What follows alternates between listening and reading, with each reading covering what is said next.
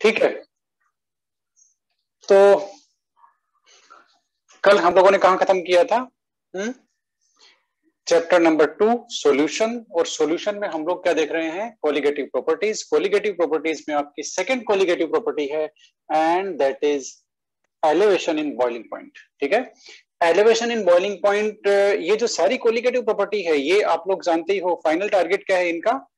M2 calculate करना, molar mass of solute. ठीक है, तो एलिवेशन इन बॉइलिंग पॉइंट, ये जो कोलिगेटिव प्रॉपर्टी है इसको यूज करके if we calculate, if we determine M2 molar mass of solute, then this whole technique, then this whole method is known as ebullioscopy.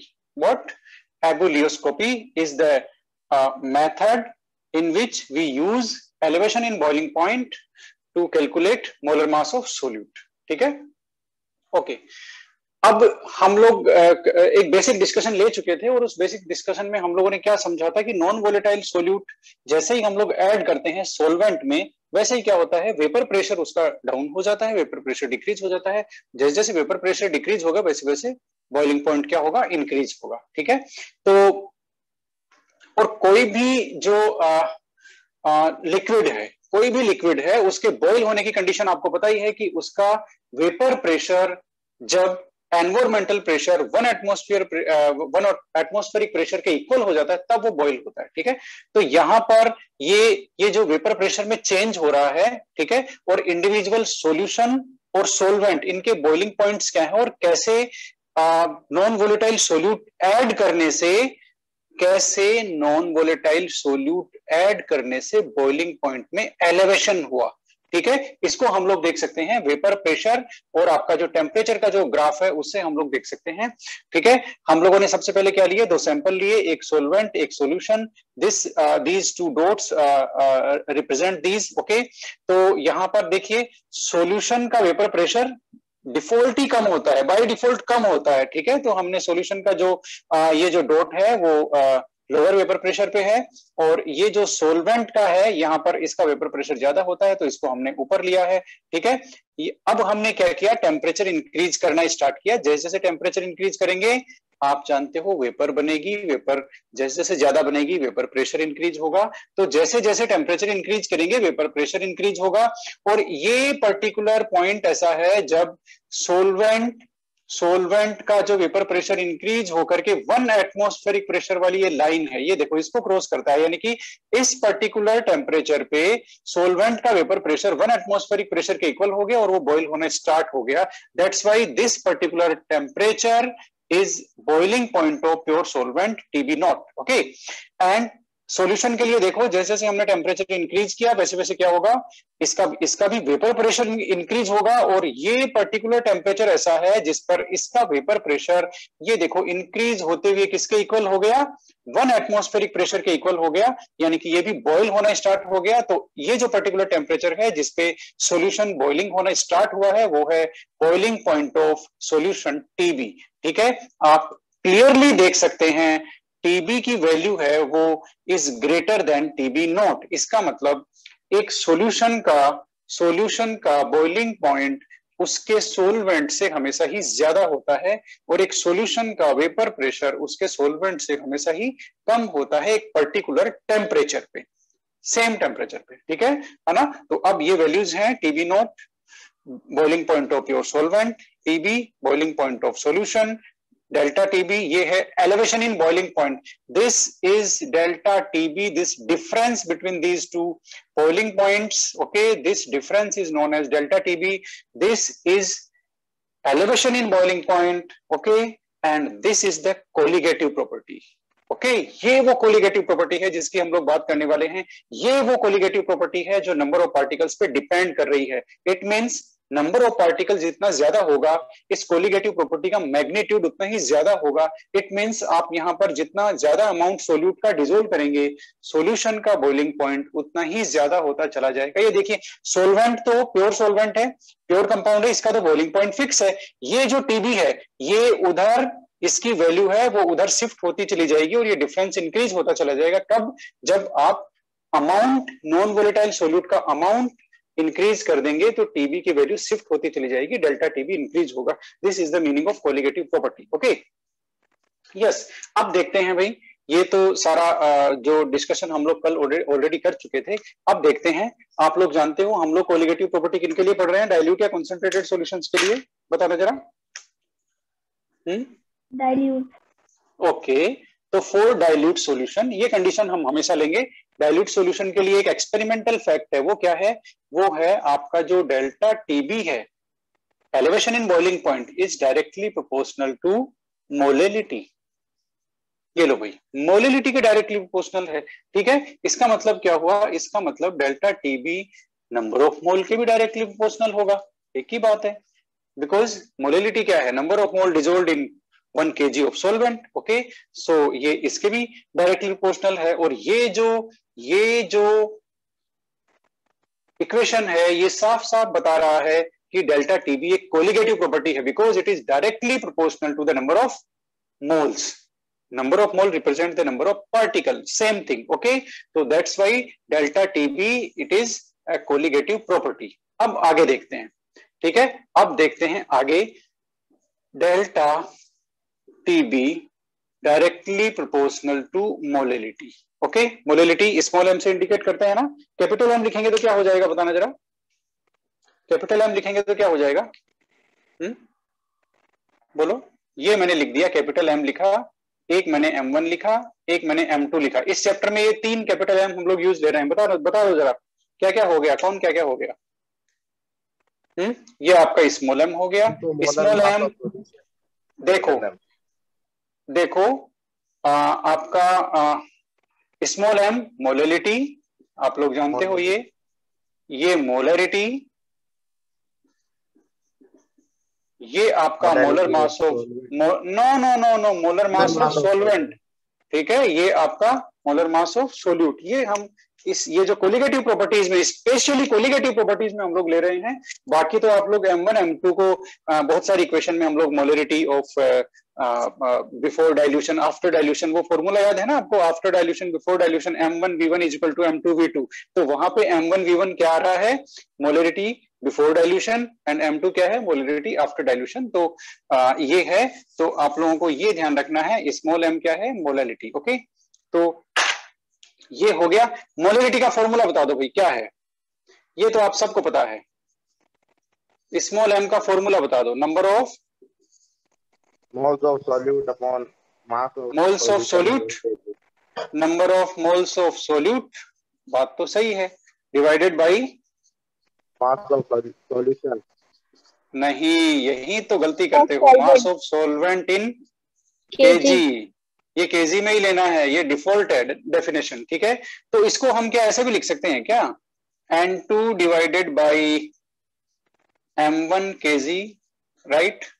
नहीं, molar mass नहीं है ना, ये तो मास है, W1 आएगा। सही बात है क्या, देख लो जरा, N2 तो है number of moles of solute, और ये है mass of सोल्वेंट in KG, right, 1 represents सोल्वेंट। इतनी बात सही है क्या, बताना जरा। सही है सर, सही है, सही है, तो फिर आगे चलते हैं। सही है, तो N2 जानते हो ना, W2 is equal to W, N2 तो जानते ही हो ना, given mass divided by molar mass, right. तो ये क्या हो जाएगा, W2 डिवाइडेड बाय आपका M2, और अब ये जो W2 है ये ग्राम में है, तो इसको भी ग्राम में कन्वर्ट कर देंगे हम लोग। देखो ध्यान से देखना जरा, इस W1 को भी हम लोग ग्राम में लेंगे। ठीक है, ग्राम में लेंगे तो ये क्या हो जाएगा, आपका W1 चला जाएगा, W1 चला जाएगा ऊपर, और आपका 1000 आ जाएगा नीचे। सही बात है क्या, देखना जरा। नहीं, ये तो सही बात नहीं है,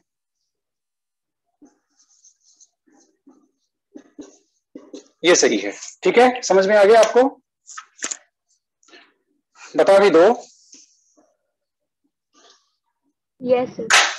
मोलरिटी की डेफिनेशन ये सही है ना, कोई दिक्कत नहीं है। हमने N2 की वैल्यू रख दी, W2 divided by M2, given mass divided by molar mass, ये नंबर ऑफ मोल है। ठीक है, W1 केजी में है, अब ग्राम में कन्वर्ट करना पड़ेगा हमें। ठीक है, क्योंकि मैक्सिमम क्वेश्चंस जो होते हैं वो ग्राम में है। यदि आप यहाँ केजी में लेंगे तो आपको यहाँ भी केजी में लेना पड़ेगा। ठीक है, तो better to change in gram. Okay, तो ये आपकी मोलरिटी की वैल्यू आ गई, और आपका ये जो बेसिक इक्वेशन क्या था, अब एक बार आप इस वैल्यू को होल्ड में रख लो, इसको होल्ड में रख लो। ये किसकी वैल्यू है, स्मॉल m की वैल्यू है, इसको आप लोग होल्ड में रख लो। और अब हम वापस यहीं से स्टार्ट करते हैं। ये लो, अब हम इसको भी मिटा देते हैं, इसको भी मिटा देते हैं, इसकी भी जरूरत नहीं है। ओके, अब हम यहां से स्टार्ट करते हैं, वापस ये इक्वेशन लेते हैं, देखना जरा, delta TB directly proportional to M. अब यहाँ पर प्रोपोर्शनलिटी कांस्टेंट हम लोग रखेंगे, that is Kb, Kb M. Kb क्या है, केबी का मीनिंग लिख लो, molal elevation constant, molal elevation, फटाफट लिख लो, इसके 3-4 नाम है, मोलल एलिवेशन कांस्टेंट, ठीक है। एक नाम और लिख लो इसका, एक नाम और लिख लो। इस पूरे मेथड को क्या बोलते हैं, ये जो पूरा मेथड है, टेक्निक है to determine M2 using elevation in boiling point, इसको क्या बोलते हैं, एबुलियोस्कोपी बोलते हैं क्या, बोलना जरा, क्या लिखा आप लोगों ने? Yes sir. तो इसको एबुलियोस्कोपिक कांस्टेंट भी बोलते हैं, क्या बोलते हैं, एबुलियोस्कोपिक कांस्टेंट, ठीक है। इसको एक और नाम बोलते हैं boiling point elevation constant, BP elevation constant. ये लो भाई, ये क्या है कि इसके 3-4 नाम हैं जो मैंने आपके सामने रख दिए, ठीक है। अब देखना जरा क्या करना है, अब आप जरा एक सिंपल सी बात देखिए, इफ मोलैलिटी, मोलैलिटी जो है ना स्मॉल m, देखना जरा, उसको हमने 1 ले लिया, इस इक्वेशन में मोलैलिटी को 1 ले लिया, तो क्या हो जाएगा, delta TB is equal to Kb हो जाएगा क्या, बताना जरा। Yes sir. हो जाएगा, तो फिर अब इस सिचुएशन से आप केबी को डिफाइन कर दो। केबी को कैसे डिफाइन करोगे, बहुत सिंपल है, मोलल एलिवेशन कांस्टेंट, केबी क्या है, molal elevation constant is equal to elevation in boiling point when molality is taken as unity. बात समझ में आ गई आपको? Yes sir. एक बार और बताऊं, जिसको नहीं समझ में आई फटाफट देख लो। केबी को हम लोग डिफाइन कर रहे हैं, वी आर डिफाइनिंग केबी, ठीक है। केबी क्या है, molal elevation constant, okay. Molal elevation constant is equal to elevation in boiling point when molality of the solution is taken as unity, okay. Molality 1 लेंगे तो ऑटोमेटिकली केबी इसके इक्वल हो जाएगा, ठीक है। तो ये हो गया आपका, इसको हमने डिफाइन भी कर लिया, आप लोगों ने इसकी डेफिनेशन लिख ली है। और अब हम बात करेंगे इसकी यूनिट की, unit of Kb. Unit of Kb तो ज्यादा कुछ मुश्किल नहीं है, आपका डेल्टा टीबी, इसका फॉर्मूला यही हो गया ना केबी का फॉर्मूला, तो केबी का फॉर्मूला ये हो गया, तो ऊपर तो टेम्परेचर का डिफरेंस है, टेम्परेचर है तो आपका वो आएगा केल्विन और के, और नीचे मोलैलिटी की यूनिट क्या हो गई, बताना जरा, मोल पर केजी हो गई क्या, देख भी लो, मोल पर केजी हो गई क्या, ओके। तो इसकी यूनिट क्या हो गई, केल्विन केजी पर मोल। बात सही है क्या, देख लो जरा। सही है सर। सही है, सही है, सही है। अब वापस ये देख लो, ये वैल्यू हमने m की निकाली थी ना, ये वैल्यू मोलैलिटी की निकाली थी ना। अब हम लोग क्या करेंगे, ये जो हमारा फॉर्मूला है डेल्टा टीबी का, इसमें ये वैल्यू रख देंगे, ये m की वैल्यू रखेंगे, इस m की मोलैलिटी की वैल्यू देख लो जरा, केबी मल्टीप्लाइड बाई m है ना मोलैलिटी, इसकी वैल्यू ये है जो हमने अभी प्रिडिक्ट की थी, ठीक है। इसको वहां रखेंगे, क्या आ गया आपका, Kb multiplied by W2 multiplied by 1000, देख लो जरा, और M2 इंटू W1 ग्राम में। सही है क्या, डेल्टा टीबी का फॉर्मूला आपको मिल गया, मिला कि नहीं मिला, बताना जरा। Yes sir. ओके, जब ये मिल गया तो आपको एक और फॉर्मूला निकालना है। फाइनली हम ये क्यों पढ़ रहे हैं, क्या कैलकुलेट करने के लिए, molar mass of solute. Molar mass of solute का फॉर्मूला भी बता दो, ये तो कोई ज्यादा मुश्किल नहीं है, Kb इंटू W2 इंटू आपका 1000, और ये हो गया आपका delta TB multiplied by W1 ग्राम में। बात सही है क्या, देखना जरा, देखना जरा, बात सही है क्या, ठीक है, कोई दिक्कत नहीं है, I think there's no problem, okay. तो ये आपका हो चुका है, M2 का फॉर्मूला और डेल्टा टीबी का फॉर्मूला हो चुका है। अब एक फॉर्मूला और है, वो लिखने के बाद में कुछ इंपॉर्टेंट सेंटेंस लिखेंगे और उसके बाद में इसका खत्म। ये जो सेकंड आपकी कोलिगेटिव प्रॉपर्टी है, that has been that will be finished. Okay okay, तो अब हमें फॉर्मूला किसका लिखना है? यस, कुछ यस, अब हमें लिखना है relation between Kb and enthalpy of vaporisation.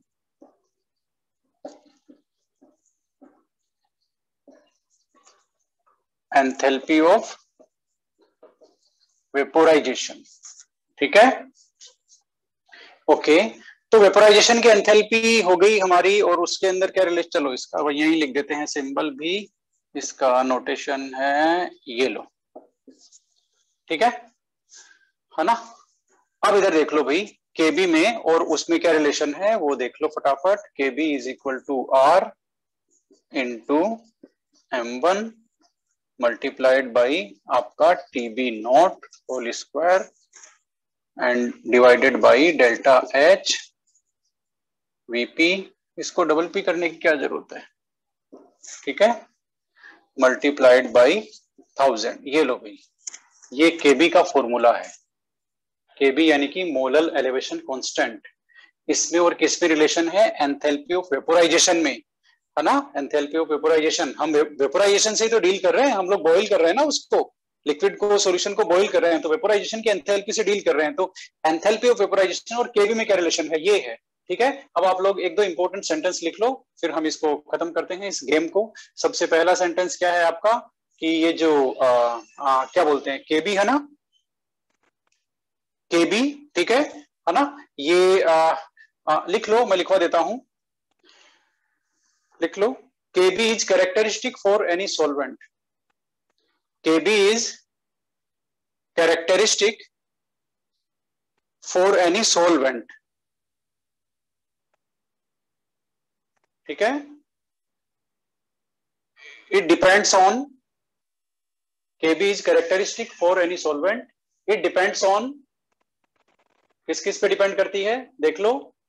It depends on molar mass of solvent M1, molar mass of solvent M1, it depends upon M1, it depends upon TB nought, TB nought यानी कि boiling point of solvent, ठीक है, and enthalpy of vaporisation. तीन factors पे ये इसकी जो value है ना वो डिपेंड करती है, उसके फॉर्मूले से ही दिख रहा है, ज्यादा कुछ इसमें करने की गुंजाइश है नहीं, ठीक है। और हम लोग एग्जांपल भी ले सकते हैं कि जो H2O है ना, 4H2O वाटर के लिए जो Kb होता है 4H2O, Kb is equal to 0.52, आपकी यूनिट बताना जरा, केल्विन केजी पर मोल। ये लो भाई, ये फिक्स वैल्यू है वाटर के लिए, ये आपके बहुत सारे न्यूमेरिकल में काम आएगी। हो सकता है कहीं गिवन भी नहीं हो, कहीं गिवन भी नहीं हो, क्योंकि ये एनसीईआरटी में तो ज्यादातर गिवन ही नहीं है। क्यों? क्योंकि ये कॉमन वैल्यू है, बहुत सारे न्यूमेरिकल में आपको सेम अप्लाई करनी है, लेकिन एग्जाम में आपको ये गिवन होगी ये वैल्यू, ठीक है।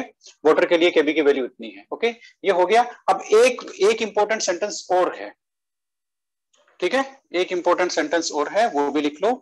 और वो क्या है कि ये जो हमने अभी क्या कैलकुलेट किया, डेल्टा TB, यही कैलकुलेट किया ना हमने, ठीक है। तो डेल्टा TB कैलकुलेट, चलो लिख लो फटाफट, लिख लो। The best experimental method to determine, फटाफट लिख लो, the best experimental method to determine delta TB in laboratory, the best experimental method to determine delta TB in laboratory is Landsberger method. Landsberger method, ये लो भाई, Landsberger method वो experimental method का नाम है जिसमें हम लोग लेबोरेटरी में डेल्टा TB कैलकुलेट करते हैं। बात समझ में आई?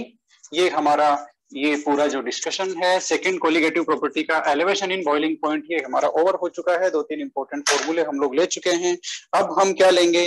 वही लेंगे जो हम हमेशा लेते हैं, और हमारे पास एक न्यूमेरिकल क्या है बताना जरा।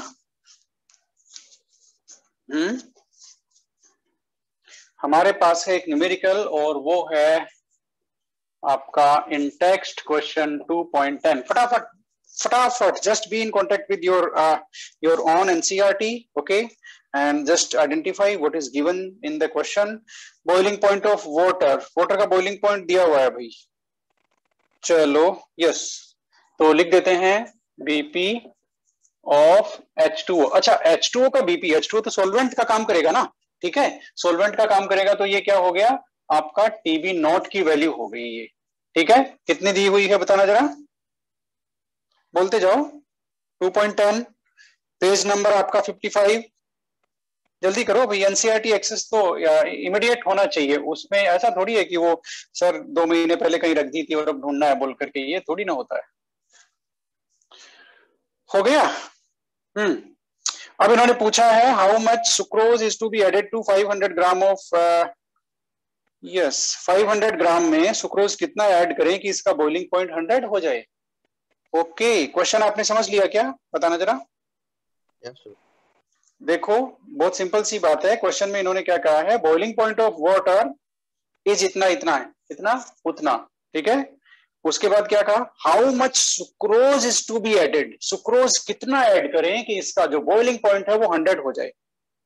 500 ग्राम हमारे पास वाटर है, उसमें कितना सुक्रोज ऐड करें कि वो जो सॉल्यूशन बनेगा उसका बॉइलिंग पॉइंट एलिवेट होकर के कितना हो जाए, 100। इसका मतलब आपका जो टीबी है, बॉइलिंग पॉइंट ऑफ सॉल्यूशन, वो है आपका 100, ठीक है। और सोल्यूट कौन सा ऐड कर रहे हो आप लोग, सोल्यूट आपका है सुक्रोज, ठीक है। सुक्रोज के लिए मोलर मास आप कैलकुलेट करेंगे, इसका फॉर्मूला लिखने का आपको बताया हुआ है कार्बोहाइड्रेट चैप्टर में, तो वो आएगा 342, ये इसका मोलर मास है M2, ठीक है। इसके अलावा इन्होंने क्या दिया है, अमाउंट ऑफ वाटर दिया है, वाटर कितना दिया है 500 gram, amount of solvent, mass of solvent ही कर लेते हैं ना सीधा, मास ऑफ सॉल्वेंट H2O वो कितना दिया है 500 ग्राम। और कैलकुलेट क्या करवाया है ये भी बता दो भाई, मास ऑफ सोल्यूट, ठीक है। W2 हमें कैलकुलेट करना है और ये W1 है। बात समझ में आई, देखो क्या क्या दिया हुआ है, TB not is given, TB is given, M2 is given, W1 is given, W2 is given. आपको क्या निकालना है, वो सॉरी W2 कैलकुलेट करना है, तो फटाफट डेल्टा टीबी का पहले तो फॉर्मूला लिख दो, ये फॉर्मूला आपको हमेशा याद रखना है। बताओ फटाफट क्या क्या आएगा इसमें, KB बता भी दो, M1 डिवाइडेड क्या आएगा, बोलते जाओ। यहां पर M1 थोड़ी आएगा, W2 और M2 मल्टीप्लाइड डिवाइडेड बाई, बताओ W1 ग्राम में, यही है ना डेल्टा टीबी का फॉर्मूला। Yes sir. अब आगे चल सकते हैं, फॉर्मूला वेरीफाई हो गया तो आगे चलते हैं, वैल्यू रख दो सबकी, सबकी वैल्यू रख दो, डेल्टा टीबी। अच्छा डेल्टा टीबी क्या आया भाई बताना जरा, ये आप पकड़ सकते हो, देखो डेल्टा टीबी इनका डिफरेंस हो जाएगा। बात समझ में आई कि नहीं आई, ये इन्होंने देखो ये वैल्यू दी है सॉल्यूशन का बॉइलिंग पॉइंट, ये है सॉल्वेंट का बॉइलिंग पॉइंट, तो अब आपका डेल्टा टीबी क्या हो गया बता भी दो, बताओ जरा डेल्टा टीबी क्या हो गया, 0.37 0.37, ठीक है 0.37, यस ओके। उसके बाद में केबी, केबी तो दिया नहीं है, मैंने कहा था ना कई बार एनसीईआरटी वाले गड़बड़ कर लेते हैं, केबी नहीं देते हैं क्योंकि उनको पता है कि ये 0.52 केल्विन केजी पर मोल, ठीक है कोई दिक्कत नहीं है, ये वाटर के लिए है, ये वाटर के लिए है, वैसे नहीं है, सबके लिए नहीं है, सबकी अलग अलग है बाकी सॉल्वेंट्स की, ठीक है। तो ये हम लिखेंगे 0.52 है ना आपका केल्विन केजी पर मोल, ठीक है। अब W2 बताओ भाई, W2 इस पे आ गए अब हम लोग, ये बताओ, ये तो कैलकुलेट करनी है ना, ओके। तो अब आपका 1000 हो गया डिवाइडेड बाई M2 342, सही बात है ना, और मल्टीप्लाइड बाई W1, W1 क्या है 500 ग्राम, ठीक है। ये हो गया आपका, क्या आएगा आपको निकालना है W2 गिवन मास, ओके। तो ये हो गया ना, इसको लिखेंगे हम लोग 342 ग्राम पर मोल, मोलर मास है ना, तो 342 ग्राम पर मोल, ठीक है ओके यस। अब आप फटाफट कैलकुलेट करते जाओ, कहां दिक्कत है, कैलकुलेट कर दो इनको, ये आपका आ गया 2, आ जाएगा ना, आएगा या नहीं आएगा बताना जरा। Yes sir. आ जाएगा। तो फिर अब आपका ये 2 आ गया ना, तो 2 को इससे कर उड़ा दो, ये कितना आ गया 171। ठीक है, अब W2 का फॉर्मूला क्या आ गया, देखो मैं ऐसे ही कर रहा हूं जैसे मैं जनरली यूज करता हूं, है ना, हो सकता है आप इसे फास्ट करो, क्योंकि अब आगे की जो कैलकुलेशन है ना वो डिपेंड करता है आपकी प्रैक्टिस पे। ठीक है, तो W2 इज इक्वल टू क्या हो गया बताना जरा। 171 सर ये 171 उधर चला जाएगा। W2 is equal to 0.37 multiplied by 171 divided by 0.52। सही बात है क्या? सही है सर। देख लो सही है ना। अब आगे इसको सोल्व कर देना और जो आएगा वही सही आंसर है, no problem at all. Sir Kb की वैल्यू तो केजी में है ना? केबी की वैल्यू केजी में है, तो इसको आप लोगों को क्या करना है, गुड। तो ये है आपका टेम्परेचर भी केल्विन में। टेम्परेचर किस में है? केल्विन भी तो है।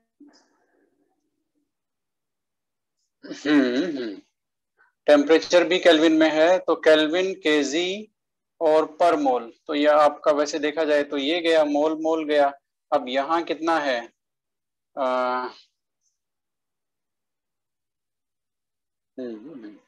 तो इस तरह से देखा जाए तो देखो केल्विन तो यहाँ हो जाएगा, इसकी आएगी ना वैल्यू, डेल्टा टीबी की वैल्यू किस में आएगी, केल्विन में। बात समझ में आ गई? सर ये डिग्री सेल्सियस में था। कौन सा? 0.37 डिग्री सेल्सियस में था। कोई बात नहीं, वो तो डिग्री सेल्सियस कर दो। देखो डिफरेंस इन टेम्परेचर तो चाहे डिग्री सेल्सियस कर दो चाहे कुछ भी कर दो, वो तो एक ही होता है ना। जैसे क्या बोलते हैं 100 डिग्री माइनस, या चलो 101 डिग्री और माइनस 100 डिग्री, तो कितना आएगा बताना जरा। 1 आएगा ना। अब 1 ये चाहे डिग्री सेल्सियस ले लो चाहे केल्विन ले लो, एक ही बात है। क्यों? क्योंकि अब इसको केल्विन में कन्वर्ट इसको इन वैल्यूज को केल्विन में कन्वर्ट करके इनका डिफरेंस निकालो। केल्विन में क्या आएगा 374 minus 373 is equal to 1K। बात समझ में आई कि नहीं आई? तो टेम्परेचर डिफरेंस जो होता है ना, टेम्परेचर डिफरेंस, वो तो आप चाहे केल्विन में लिख दो चाहे डिग्री सेंटीग्रेड में, वैल्यू वही रहेगी, वो वैल्यू चेंज नहीं होगी। डिफरेंस की वैल्यू चेंज नहीं होती, डिफरेंस की वैल्यू चेंज नहीं होती। ठीक है, तो हमें ये दिक्कत नहीं है कि तो हमारा केल्विन वाला पर्पस देखो सोल्व हो गया। ठीक है, केल्विन वाला जो पर्पस था ना हमारा वो सोल्व हो गया। और ये लो, ये केल्विन यहाँ पर 37 का वैल्यू ये यहाँ आएगा केल्विन, और इसका केल्विन यहाँ है, तो केल्विन केल्विन ये कट जाएगा। अब हमारे पास बचा क्या बताना जरा। केजी बचा ना। तो फाइनली वैल्यू हमारी वैल्यू किस में आनी चाहिए, ये सारा सॉल्यूशन होने के बाद में किस में आना चाहिए, केल्विन में आंसर आना चाहिए। ये सारा